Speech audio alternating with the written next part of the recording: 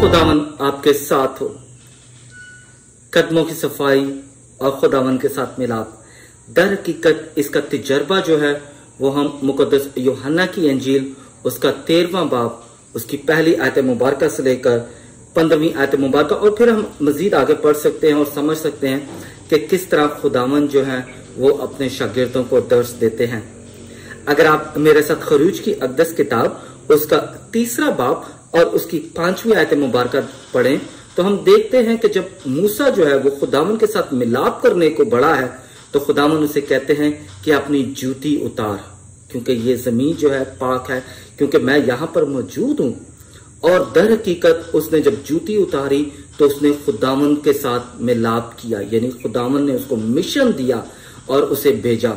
इसी तरह खुदावन यीशु मसीह जो है वो अपने शागिर्दों को एक मिशन देते हैं, मगर उससे पहले उनके पांव धोते हैं। जिस तरह मूसा जो है उसे कदमों की यानी पांव की सफाई के लिए कहा गया कि अपनी जूती उतार, इसी तरह खुदावन यीशु मसीह ने अपने शागिर्दों के पांव धोए और उन्हें मिशन दिया। तो पांव धोने की रस्म ये जाहिर करती है कि हमारा निजात दहिंदा जो है वो हमें एक नए मिशन के लिए तैयार करता है, और वो नया मिशन क्या है? मोहब्बत का मिशन।